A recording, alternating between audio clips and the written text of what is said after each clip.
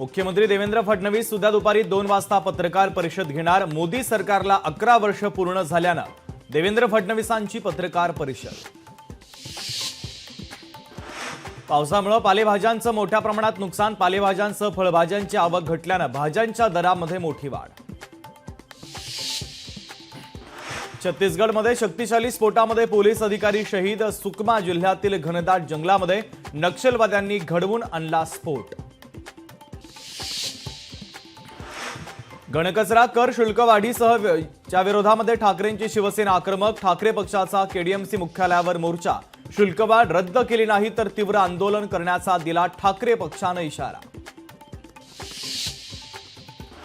कोर्टाकडून अटी शर्तींसह पीओपी मूर्तींना परवानगी। पीओपी मूर्ती फक्त कृत्रिम तलावांमध्येच विसर्जित करता येणार। कोर्टाचा महत्त्वाचा निर्णय। चंद्रपूरमध्ये ट्रक आणि दुचाकीचा भीषण अपघात। भरधाव ट्रकची दुचाकीला धडक। अपघातामध्ये दुचाकीवरील मायलेकीचा जागीच मृत्यू। आषाढी यात्रेच्या पार्श्वभूमीवर प्रशासन ऍक्शन मोडमध्ये। पंढरपूर शहरातील प्रमुख रस्त्यांवरील अतिक्रमण काढण्यास पालिकेची सुरुवात।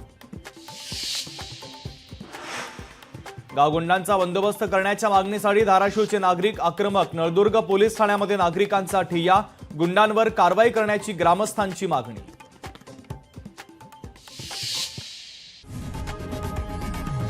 लोकशाही मराठी ऐका, पहा, जागरूक रहा।